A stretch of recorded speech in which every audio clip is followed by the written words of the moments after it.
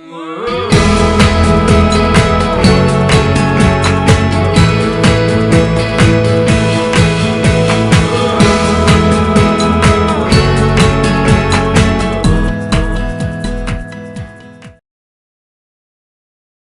in the right place at the right time with the right organization. So congratulations.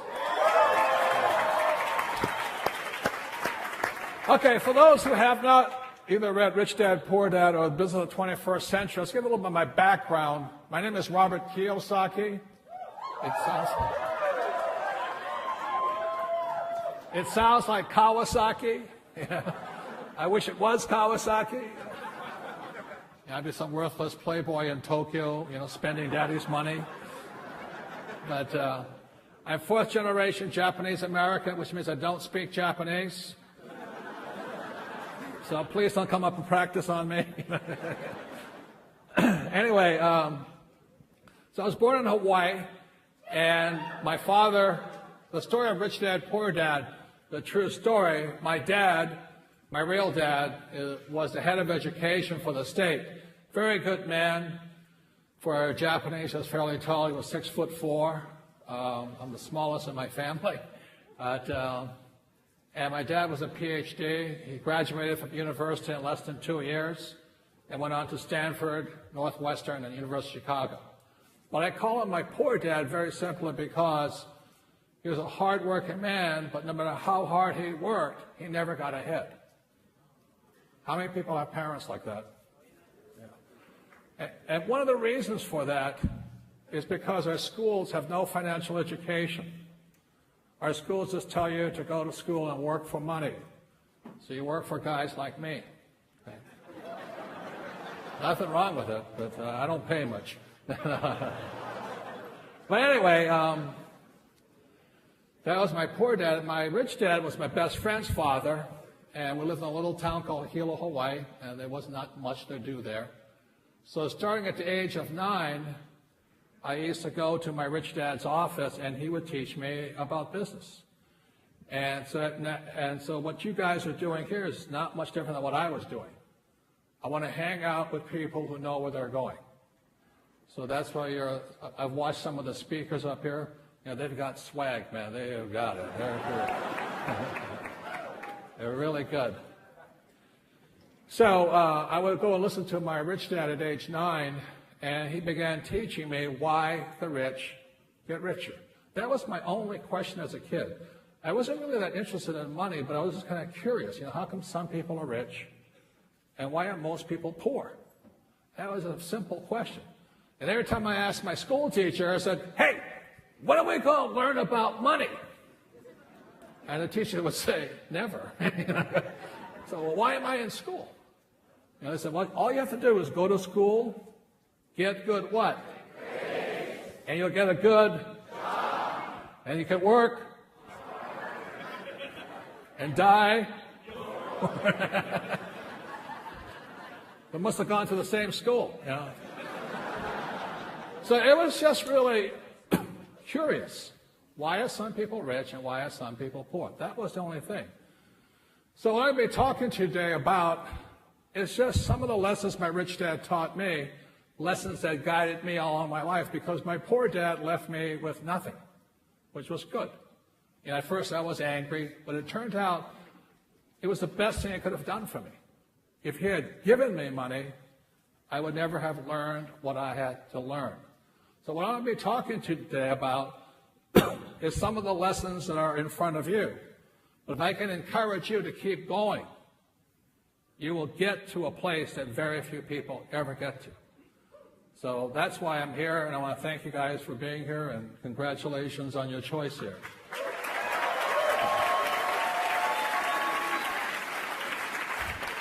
So I'm going to talk about where you guys are at, or where we're all at today. My second book was a book called The Cash Flow Quadrant. Anybody have a chance to read that one? Yeah. I think it's possibly my most important book because it gives people a chance to figure out where they are. So when I was about 9 or 10 years old, my rich dad would just simply draw this diagram here, and he would say E, S, B, I. And what he was saying was that in the world of business, there are 4 different types of people. E stands for employee, S stands for small business, self-employed, or specialists like doctors and lawyers. B stands for big business, 500 employees or more. And I stands for investor. And when I talk about investor, I don't mean a passive investor. I don't mean one of these guys with a 401k full of junk. I'm talking about active investors. Most of these guys here are passive. So the reason where you're sitting today, for some of you maybe your first time been to an event like this, is that when you say to a child, go to school and get a job, they're being brainwashed or programmed to be an employee. So when I was 9 years old, and when I understood this, every time the teacher said to me, he says, Robert, because I was having trouble in school, here's my old man, the head of a school system, and I'm flunking out, having a bad time. He said, but Robert, you're flunking out. I said, yeah. You know what I flunked out on? Writing. And today my book has sold more books than most people will ever see.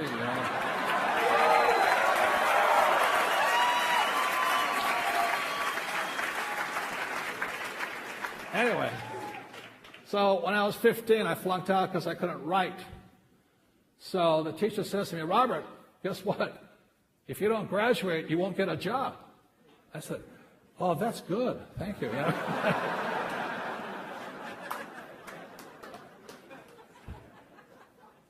And then my mother, my poor mom, she comes up and says, Robert, please.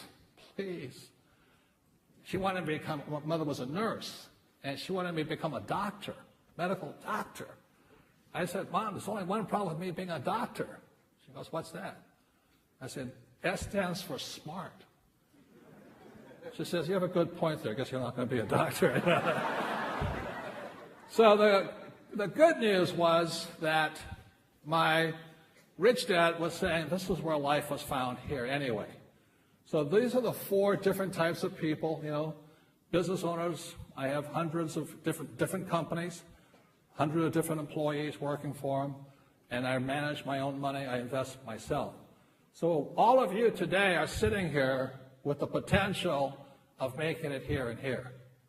And you're going to find out something that very few people ever know. Your school teachers will never tell you this stuff. So you'll find out some things why you sit in the best spot right here. And this is the reason you're in the best place. Because if you do what my poor dad wanted me to do, what they don't tell you in school, even business school, is that if you're an employee and you have a job, you will pay 40% of your income to the government. Okay? And if you're a doctor or a lawyer or a small business person, you will pay 60% to the government. And they don't tell you that. So you guys who are sitting here today wondering, should I be here or here? If this is not motivation, I don't know what is. Okay?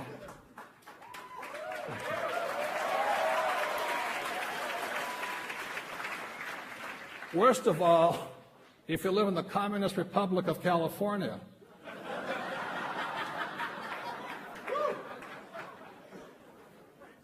this is even higher.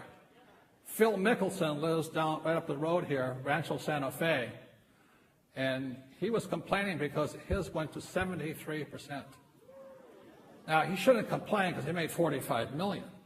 You know what I mean? But nobody likes to pay that much in tax. So for all of you right now who have friends saying, who are still in school, we've got to get a job, I'm going to be a lawyer, I'm going to be a doctor and all this, this is where they're cruising for. And they don't know that. Today, you have a choice. You have an opportunity to make some choices in your life. Say, I don't want to go there. I don't want to be a slave to the government. Got it?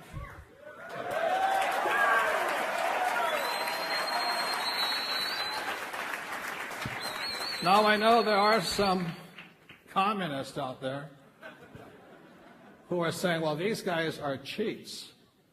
That's not true. If you read my book here, Why A Students Work for C Students and B Students Work for the Government, you'll find out here the reason these guys pay the highest taxes is because they're the greediest people on earth. You know, when people say to you the rich are greedy, that's the biggest lie there is. Okay?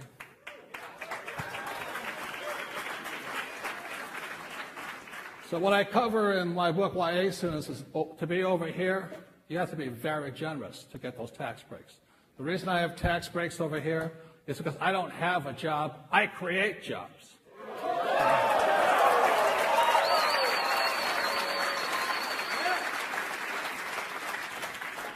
I don't own a house, I provide apartment houses for people. Okay? And I don't drive my car with burning gas, I provide oil for people. So, what I'm saying to you, ladies and gentlemen, in this young revolution here, you have a chance to come here and here. You can make your money here and leverage it into this here. You'll be wealthier beyond your wildest dreams. Okay.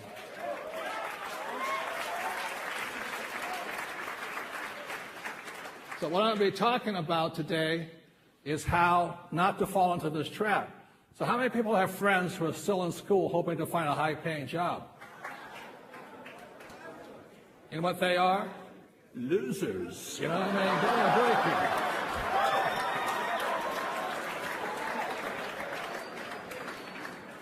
And it's not me who's saying they're a loser. The tax department is. Okay? This is true all over the world. But they don't tell you that in school because they want you to have a job and work for these guys here. So these guys here, the Bs, they pay 20% in tax. That's huge. You know, when you're making about $4 or $5 million a year, that difference is a lot of money. A lot of money. And over here, zero.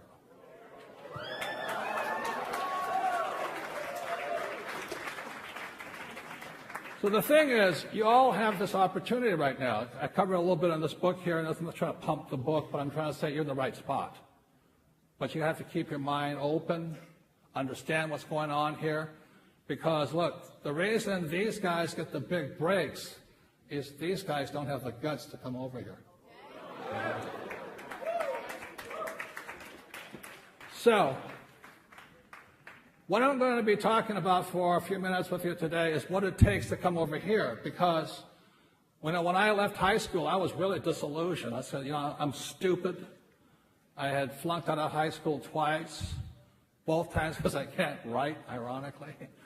And, but I had bad grades, but I had high SAT scores. And with that, I got 2 nominations to the U.S. Naval Academy at Annapolis, Maryland, and the U.S. Merchant Marine Academy at Kings Point, New York. But that was just for my college degree, and I'll get my degree.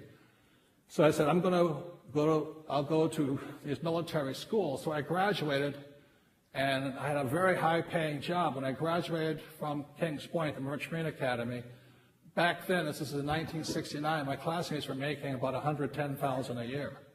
Now that's not much money today, but it was a lot of money back then. You know? So I was tempted. I was making all of this money, but I already knew my rich dad said, if I come over here, I'll make more money.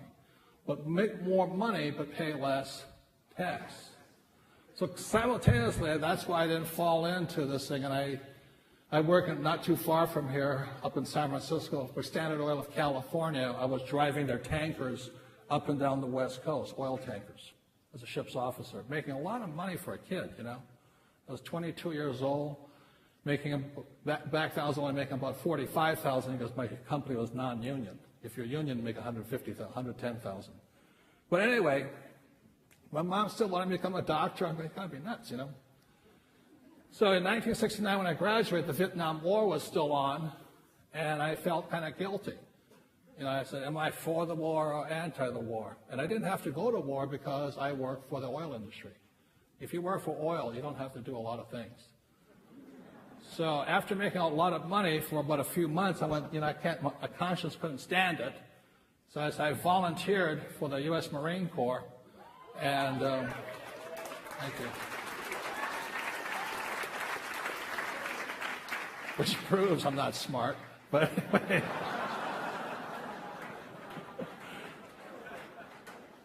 And then I went to flight school in Pensacola, Florida, and the war was winding down. It took me about 2 years to get my wings. And I said, what's the fastest way to Vietnam? You know, I'm sitting in Florida, and they said, you can fly jets, you can fly this, you can fly transports. I said, what's the fastest way to Vietnam? Because I was afraid I was going to miss it. And they said, helicopter gunships. I said, oh, why? He says, you're an idiot, because they're dying. That's why. We had the highest death rates going. 30 days, we were dead. So I said, sounds good to me, you know. So from Florida, they took me straight up the street up here to Camp Pendleton, California. And I spent the next year in Camp Pendleton. I was flying gunships going in and out, up and down the mountains here. All the hippies hated me, but screw them, you know, just flying around the place.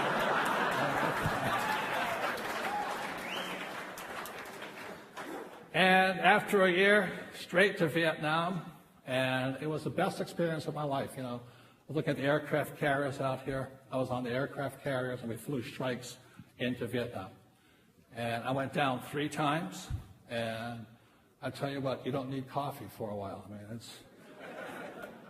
But it was, you know, I didn't come back all screwed up. I came back effed up, you know. I was like...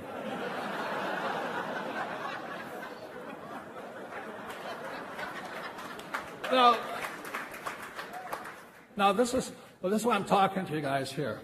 By the time I came back from Vietnam, I couldn't go back here. You know, I was saying, if they can't kill me here, they can't kill me here, you know what I mean? And I had this kind of effed attitude, you know, so I went into business. And that's why I became an entrepreneur. That's what you have an opportunity to do too. But it's going to take guts. It's going to take hard work. It's not easy. The trouble with these people over here, I still am a Marine, you know, you can tell my language. Is these guys here need a frickin' paycheck. You know, they cannot survive without a paycheck or mommy and daddy's allowance. That's why they don't make it over here. So the challenge for all of you, you sit on the biggest opportunity possibly in a life. I mean, BK has produced one of the best companies I've ever seen.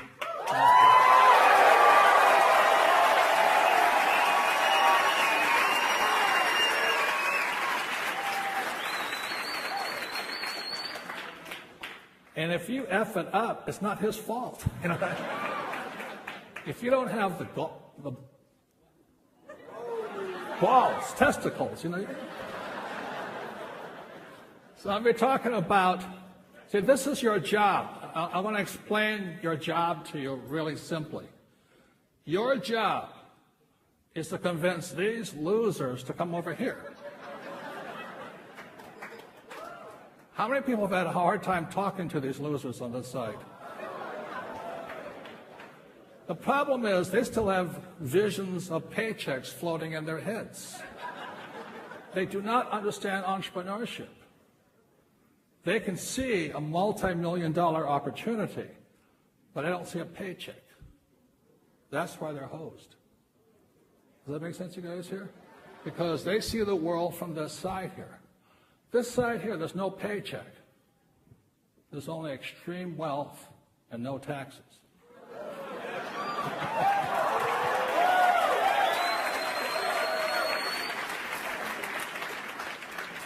Another thing I thought was really funny this past election, I'm not political. You know, I didn't care if Romney won, I didn't care if Obama won, I don't care. Because it doesn't make any difference. Because these guys run the show anyway. Right? But what I thought was really funny was that Obama is happy because I think he made $3 million and he paid 24% in tax or something. Oh, loser, I'm like... And Romney made $24 million, I think, and paid 13% in tax. Now, both guys went to Harvard. Both guys have their master's degree, but one pays 24% in tax, and one pays only 13% in tax. And the reason is Obama thinks from this side, and Romney thinks from this side. Okay? So I'm not saying one is right or wrong. I don't really care. What I do care about is what you want to grow up in. See, if you want to do what mommy and daddy did and grow up over here, you're hosed. Because guess what? This economy is going to get worse. You know, there's going to be fewer and fewer jobs. It's not that jobs are moving overseas. Jobs are disappearing, period. When Mr. Obama says that they've got unemployment up and all this stuff, they created 65 million jobs, whatever he says, he doesn't say most of them are low-wage jobs. So that's why you have college kids working at low-wage jobs. Nothing wrong with that. But they don't tell you the truth here. So they've fixed the so-called unemployment problem, but they're not going to make much money. In America today, there's 146 million Americans working for a minimum wage. That's half the population. 146 million Americans. There's only 325 million Americans. So they all have jobs. Over here, they're not making enough money and they're paying excessive tax. If they make more money, they pay more tax. That's nuts. That's why I call them losers. So your job is to have them find religion and move over here. Got it?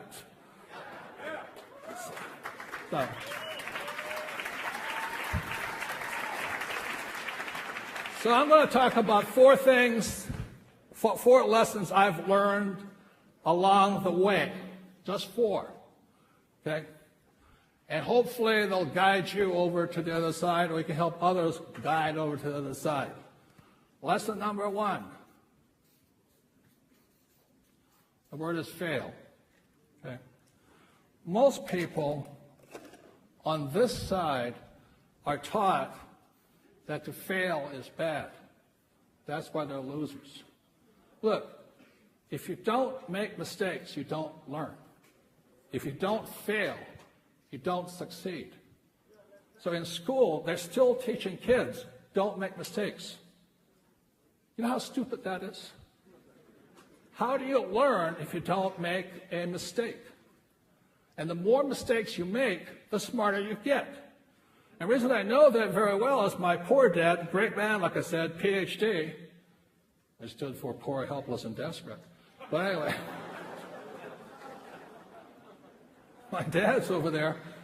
He is so terrified of making a mistake. Because that's what they teach you in school. Don't make mistakes. You ever watch a kid or a baby learning how to walk? You know, the kid's crawling along, he looks up and he sees mommy and dad. He says, okay, now stand up here. And the kid stands up with this and falls down. Parents don't go over there and beat the shit out of the kid. You stupid kid.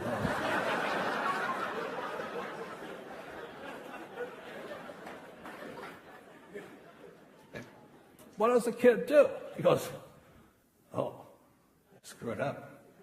I think I'll try it again. You know, the kid drooling. The Pampers are loaded. You know, like this. Boom, falls down. He doesn't go, oh, I'm a failure. They teach you that in school, though. See?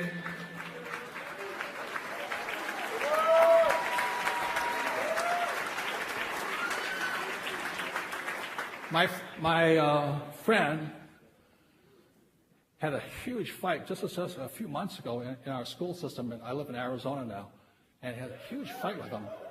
The teacher is giving her daughter happy faces on her cheek if she makes no mistakes. And my friend went in there and says, hey, don't you teach that bullshit to my kid, you know? I want my kid to fail. You could. So, what I'm saying to you here is this. When you're talking to these guys on this side, you have ringing in their little ears. What if I fail? What if I make mistakes? What if I don't make it? Because that's what they teach you in school. They teach you if you fail, you're stupid. That is so anti-learning, it is beyond comprehension. Got it?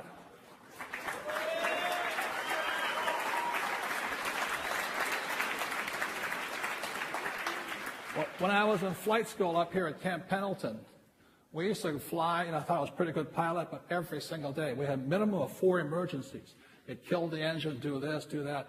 We practiced failing more than we did flying. That's why we came back alive. I practiced this emergency, that emergency, rolling in on a gun chute, taking a hit on this side, fixing the thing, and flying. You know that guy Sullenberg, who was U.S. Air, he leaped off of LaGuardia or Kennedy, wherever he is. The engine quit and went straight into the water. That's all they train us to do. They train pilots by teaching us how to fail. Our school system teaches you not to fail. And that's why you have so many people come into you, and they want to go onto your side, but they're afraid of failing. That's the problem. You got to talk to them. The other part is, so this is the lesson. You got to teach them to fail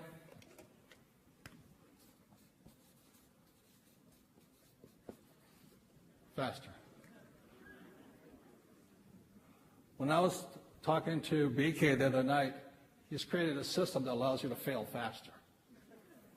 The more meetings you have, you fail faster. The more people you talk to, the faster you fail. The faster you fail, the more successful you become. And the reason I learned that is when I came back from Vietnam, 1973, you know, I had a decision. Am I going to follow my poor dad's footsteps or my rich dad's footsteps? And in 1973, I said, I'm going to join my rich dad. And so my rich dad said to me, which is why you guys are here, if you're going to learn how to be an entrepreneur, you've got to sell. You've got to learn to handle rejection. You've got to learn to deal with people. And I said, oh my God, I don't want to sell. He said, then you can't be an entrepreneur. You know, to my poor dad, school teacher, sells a 4-letter word. And so I sat there talking to my rich dad. I said, is there another way? He goes, no. If you can't sell, you'll never be rich. You never will be rich. A lot of A students are not rich because they can't sell. They can't handle rejection. And I said, I don't want to do it. He says, okay, well, you're not going to be rich. So here I am, 1973, Marine pilot, you know, thinking I'm John Wayne. He says, Robert, my rich dad said, he says, so you don't want to sell? I said, no. He said, let me ask you a personal question. I said, what? My rich dad says, how's your sex life?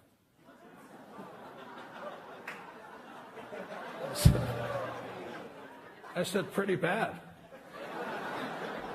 He says, because you can't sell.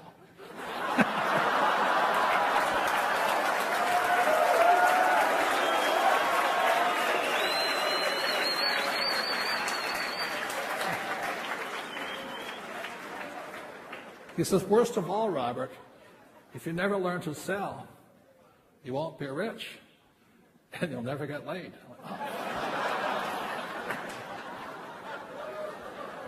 So it's one of those life-changing moments, you know. You go, it wasn't the rich, it was never getting laid. I said, I gotta go. Because I was one of these guys, you know, I was like, I'd be the guy at the bar, John Wayne, you know, pilot's outfit on, thinking I'm, you know, Tom Cruise or something. But I'm so scared, I can't even walk up to the girl. I'm looking good and going home alone, you know. So with that, my rich dad says, we'll learn to sell. So I said, okay. So that's why I got out of the Marine Corps in '74, and I got hired by 2 companies, IBM and Xerox. And both had sales training programs. I took Xerox. And so I went to Xerox. I went to the best sales school in Virginia, you know, and all this, to bring back to Hawaii. And I started to fail. And I failed because I'm still too afraid. And I fail. So they sent me back to school again. More training, but I still fail because I'm still too afraid. And I'm sitting there going, holy Christ. And what my rich dad said to me, he says, Robert, how many sales calls do you make a day? I said, 3. He says, you have to fail faster. And this is the key to success. Fail faster. So he said to me, he says, you've got to get your sales calls up to at least 30 a day. He says, you're 30. I said, how am I going to do it? He says, think, get ahead. So I went to work for a nonprofit at night. So I work for Xerox, and I make maybe 3 sales calls a day. And at night, from 7 to 10, I would sit there dialing for dollars. Somebody told me they work for a phone bank and all that. That's good training. So I set a goal every night. I was going to make 30 calls a night. Now, I failed just as much. But ironically, my money went up. I started doing better at work, at Xerox. So the more you fail, the more successful you become. Everybody got that? Hello? So turn to your partner and say, fail faster.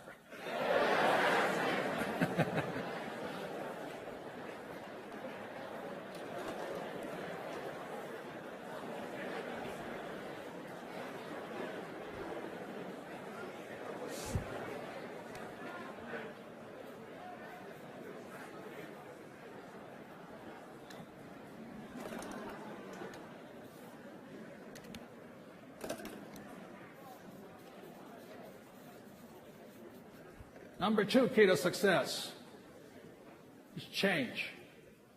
A lot of people want Mr. Obama to change or the tax laws to change. But one of the things I found out along my life was that I had to change faster.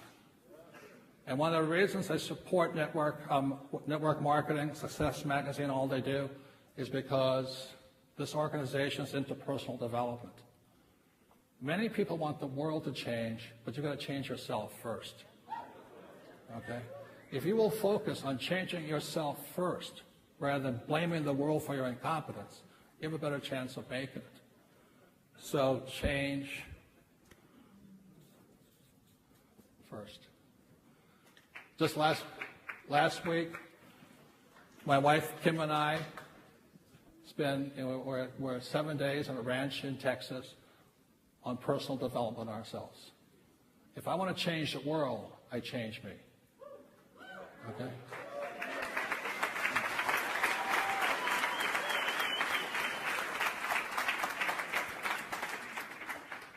So the third thing, and that's why when I came back from Vietnam, I got into a lot of trouble.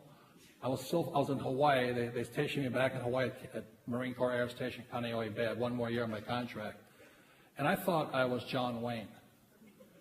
And the problem I had was because I was so cocky, I got into a lot of trouble. And in my trouble, I mean, they have no sense of humor, you know what I mean? Just because I was flying drunk is no big deal, you know?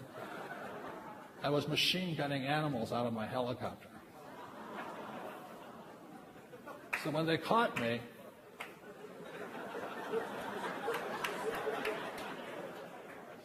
I lied to them. See, there's nothing wrong with machine gunning animals out of a helicopter. Nothing wrong with flying drunk. Lying is a problem. Very big problem. It's a character flaw. So here I'm going to be court-martialed. I'm sitting there. It's a true story. I hate to tell you it's true, but it's true. And I was going to get court-martialed, and I was going to beat the charges. And a friend of mine says, that's the problem with you. If you beat the charges, you're still a liar. So with that, I went to a personal development workshop. Back then it was called EST, E-S-T. Today it's called Landmark and stuff like this. There's also Tony Robbins and these guys. You know. So Tony used to be a partner of mine back in the 80s. Because I'm so much into personal development. If you can walk on fire with Tony, you can change anything. So I went to this program called EST, and I found out what a liar I was. I'm like, holy mackerel. I've been lying most of my life, you know. So with that change, I came back in. I called the prosecutor up. I'm up on charges in Hawaii, you know, for flying, shooting, drinking. And I said, Captain Abrams, the guy's trying to send me to jail. He says, yes. I said, I'm coming in to tell you the truth. He goes, really? I said, yeah, I'm going to tell you the truth. He says, are you nuts? Crazy. So I went all the way back to Kaneohe Marine Corps Air Station. He sat me down, put up a court reporter, and I told the guy the truth, the whole truth, and nothing but the truth. I said,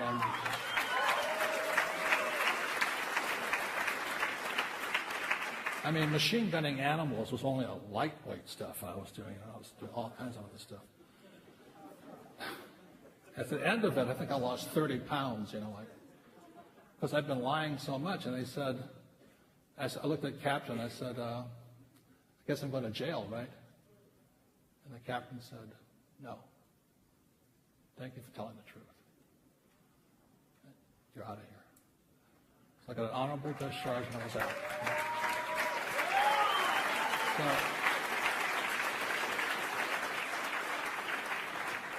that's an example of for things to change first, I must change. And that's something I live by. So you guys are in a very important organization here because they're very much into personal development. But you have got to be willing to change. You cannot blame the system. You cannot blame them, the comp plan, the economy, the customer. It's only you. Everybody got that? Yeah. Congratulations. Okay. Number 3.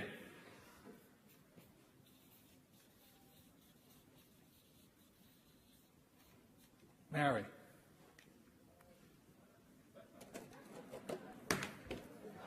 Oh.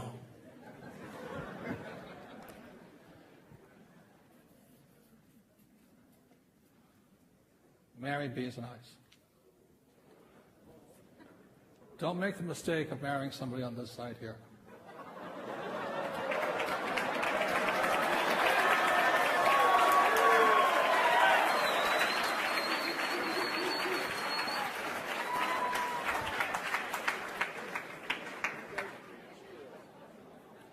If you are successful over here and you marry somebody over here, you'll know what hell is like.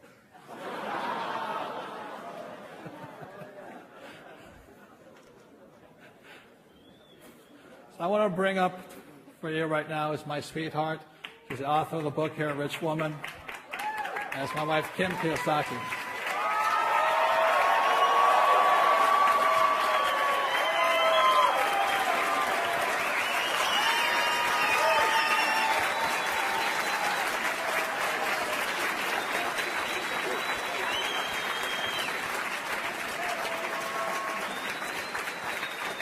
Thank you.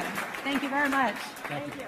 I know she didn't marry me for my money, because when we met, I was flat broke. None. Not only broke, about $500,000 in debt from a previous business. I started the nylon and Velcro surfer wallet business, and we're very successful, but the business crashed, and I was stuck with all the debt and in loans. So when I met her, I was flat broke, and I said, I'm going to follow my dreams, and I'm going to move to San Diego. So back in 1985, or four? End of 1984. We fell in love in 1984. 1985 was the worst year of our lives. But why don't you tell them about how good I became at selling and all that stuff?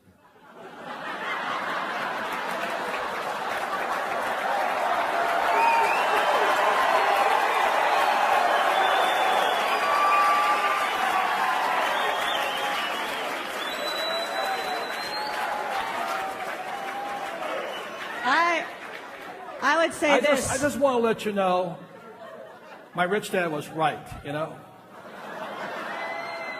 I would say I'm lucky, but he's luckier.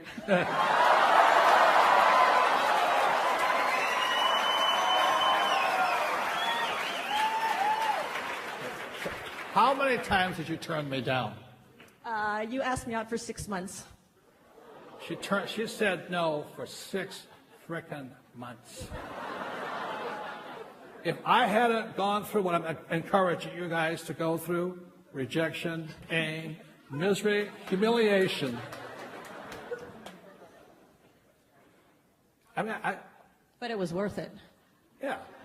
I saw her. She was living in Honolulu. I was living in Honolulu. I saw her.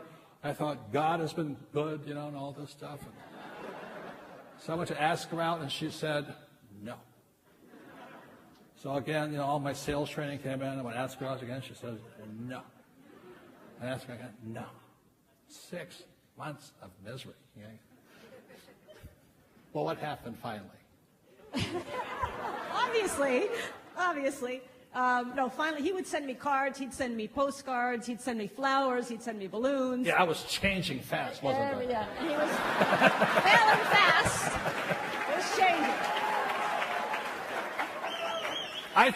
I tried begging, baby, please, didn't work. Try something else, So when you guys are out there showing the business plan, be flexible, change, quick, say it differently.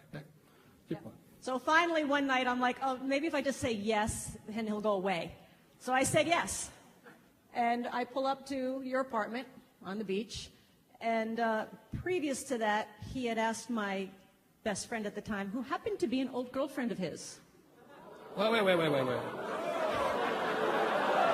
The plot thickens. Let me explain here, okay, guys, here. When I said change, I can't, obviously this direct frontal assault is not working. So I decided, I think I'll do some market research.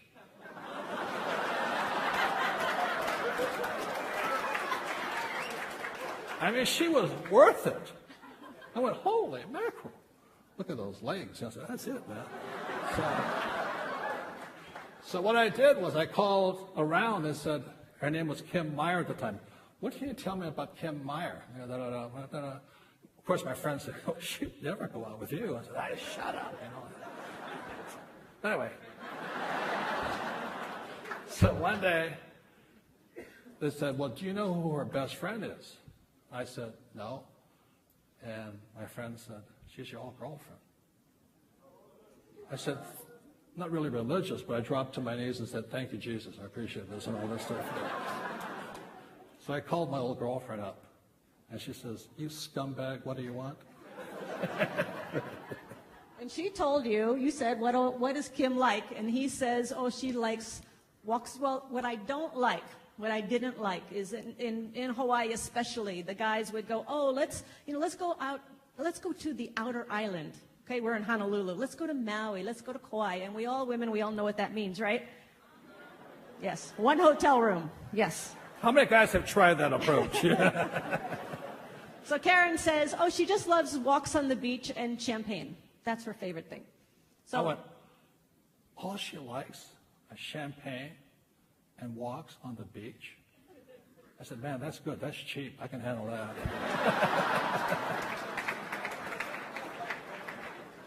Okay, so he's done his market research. I pull up to his apartment, which happens to be a condo right on Waikiki Beach, a beautiful, beautiful building. And I get out of the car, and there's a valet. There's a restaurant there. There's a valet. And I get out of my little yellow Toyota Celica, and the valet comes up and goes, oh, you must be Kim. I'm like, yeah. Oh, Robert's expecting you. Let me show you to his apartment. Yeah, $5 the valet was laying it on, man.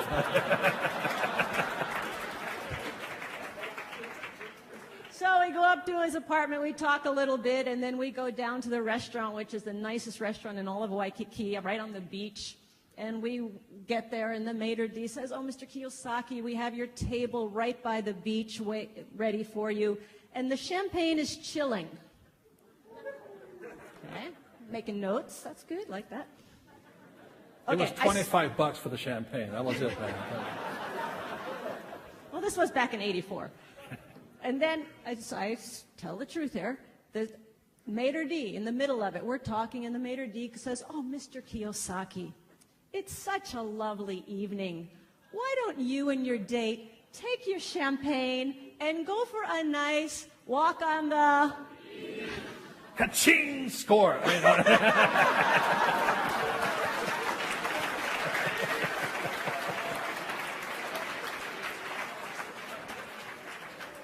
And we have been together ever since.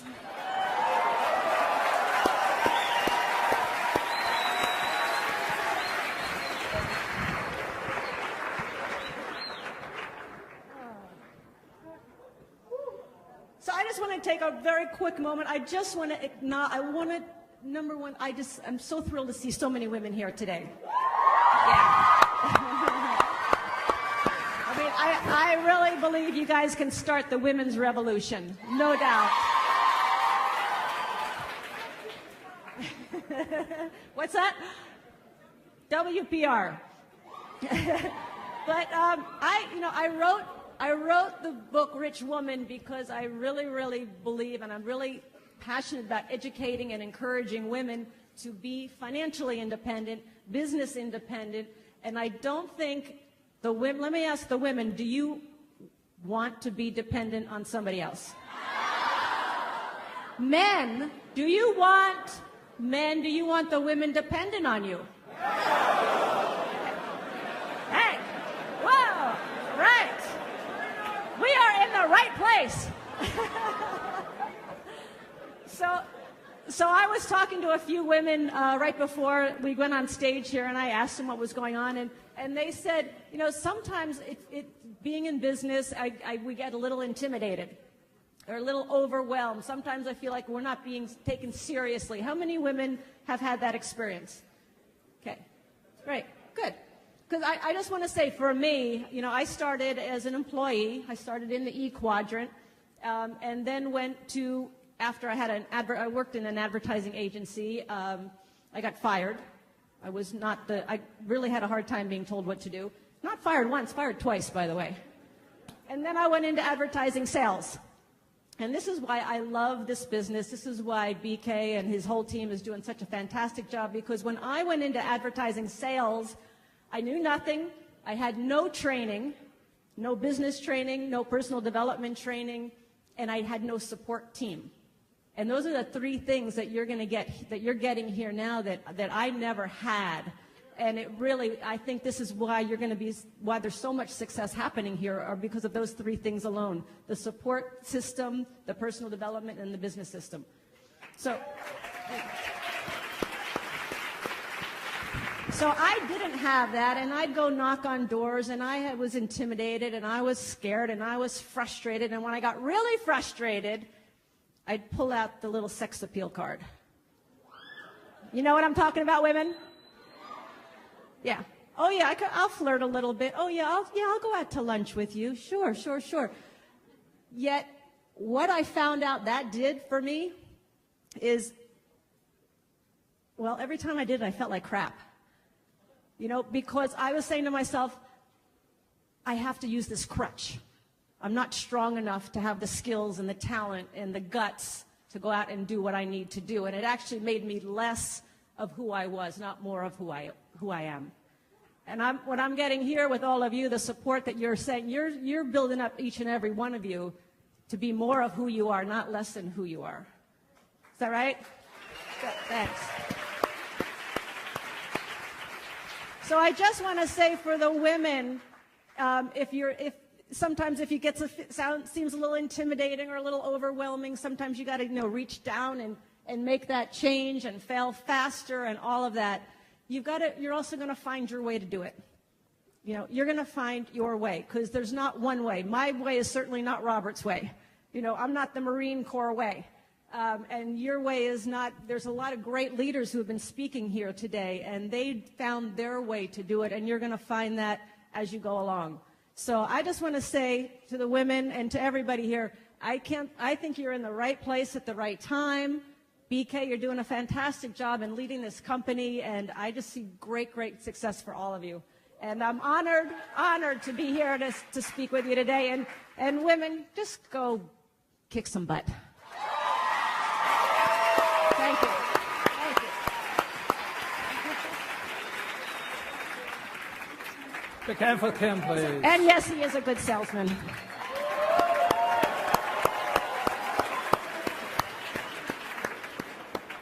So what Kim didn't say, my first question to her is, what do you want to do with your life? And she says, I want to be an entrepreneur. And that's when I knew I had the perfect person. If she had said, I want to be a housewife, it would have been aloha. Next one. It was so much fun, because I didn't have any money when we met, because I lost my first business. I didn't stop her. She and I moved here to San Diego with nothing. We were homeless up on Del Mar Beach for about a week. But we kept going. She didn't quit on me. And then by 1984, 1986, we got married, and we honeymooned right here next door to this hotel. So I love this place.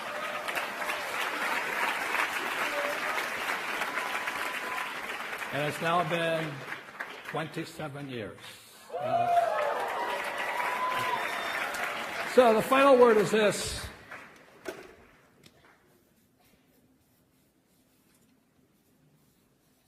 Push. I'll tell you a quick story. The one thing wonderful about the Marine Corps or flying is that they teach you emergency procedure, emergency, emergency, emergency.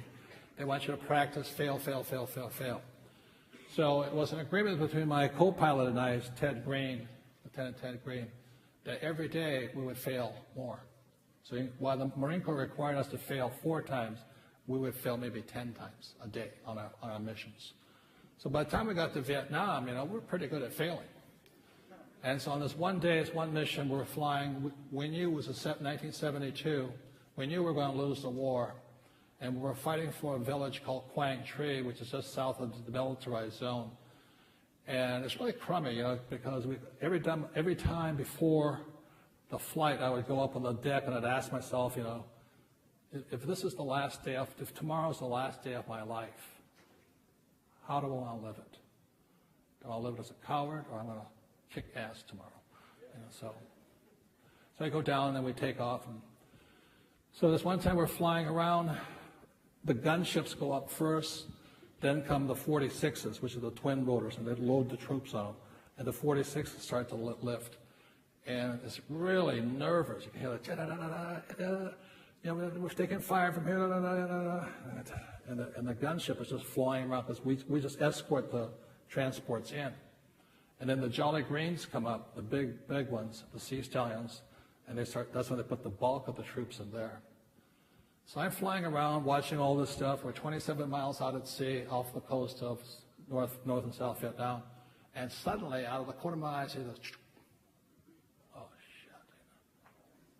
Because in all the times I was practicing, this one advanced pilot, Captain Forrester, he says, when you see that thing go, stand up, bend over, and kiss your ass goodbye. You're going. You're going down. I said, I hope it's not true. But because we had practiced so much, all of a sudden the engine goes, boom, and the thing goes, shoo. So now imagine a little Huey. We have 2 machine guns on each side, 2 waist guns with a total of 6 machine guns, 36 rockets, ammo cans all over the place, and a crew of 5. So when that engine went boom, all the warning lights go up. The thing goes. Shoo. Now, this is where preparation comes from. When that engine quit and the aircraft sunk, it was like, our first inclination is to pull back. As the first, pull back. Hope this is not happening. But what they trained us to do was push forward. And that split second, and I mean split second, is why I'm alive today. All those times practicing. The moment that engine quit, everything in my body screamed, pull back. But what they had trained us to do,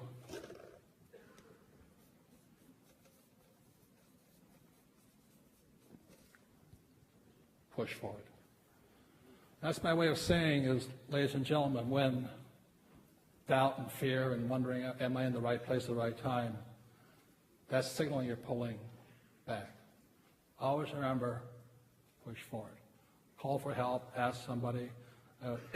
What they said was, the engine quit, and up until that moment, they said I sounded like John Wayne.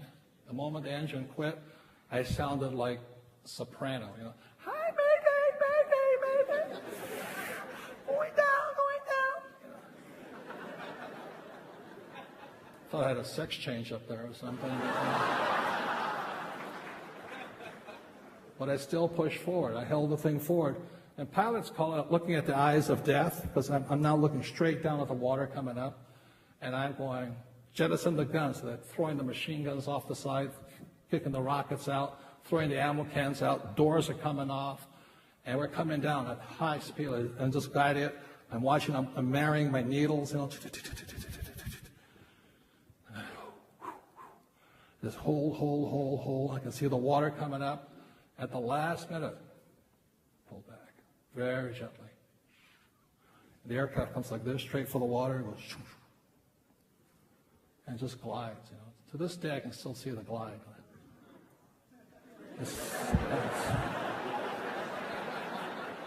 It's silent. And all I'm saying to myself is, holy shit. You know? And they come up, and then airspeed's bleeding. At the last minute, pull back, rock the aircraft up, push the nose forward, pull hard. It goes, thumpa, thumpa, thumpa, thumpa, thumpa, thumpa. And it settles into the water. I went, oh.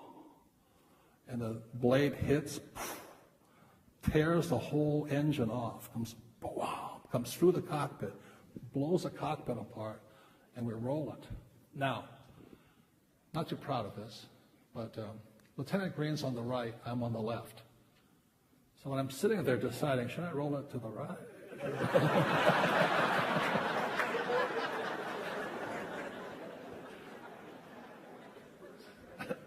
I rolled it to the right.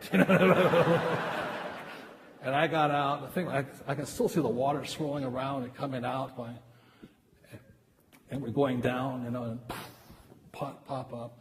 And I go, 1, 2, 3. So it's myself, 2 crew chiefs, 2 gunners, and 1 crew chief. And we go, holy, where's Green? Where's Green? Oh no, I killed Green.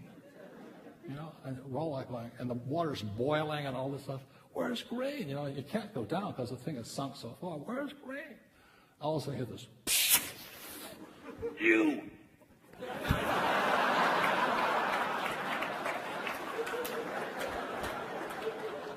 And I'm hugging him.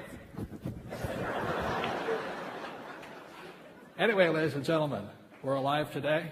So always remember this. When in doubt, push forward. Thank you very much, you guys.